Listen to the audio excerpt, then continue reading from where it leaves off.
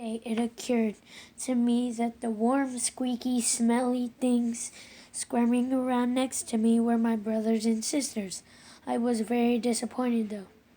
My vision had resolved itself only to the point I could distinguish fuzzy forms in the light. I knew that the large and beautiful shape with the long, wonderful tongue was my mother, and I had figured out that when the chill air struck my skin, it meant she had gone somewhere, but when the warmth returned, it would be time to feed. Often finding a place to suckle meant pushing aside what I now know, what I now knew was the snout of a sibling squeaking to crowd me out of my share, which was really irritating.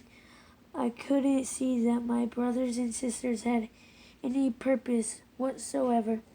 When my mother licked my stomach to stimulate the fluids from under my tail, I blinked up at her, silently beseeching her to please get rid of the other puppies for me. I wanted her all to myself. Guardedly, oh, the other dogs came into focus, and I guardedly accepted their princess in the nest. My nose soon told me I had one sister and two brothers.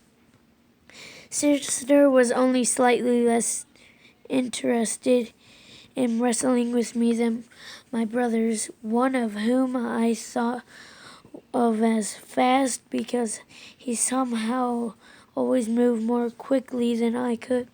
The other one I mentally called hungry because he whimpered whenever mother was gone and would suckle her with an odd desperation as if it were never enough. Hungry slept more than my siblings, and I did, so we often jumped on and chewed on his face. Our den was scooped out underneath the black roots of a tree and was cool and dark during the heat of the day. The first time I trotted out into the sunlight, sister fast accompanied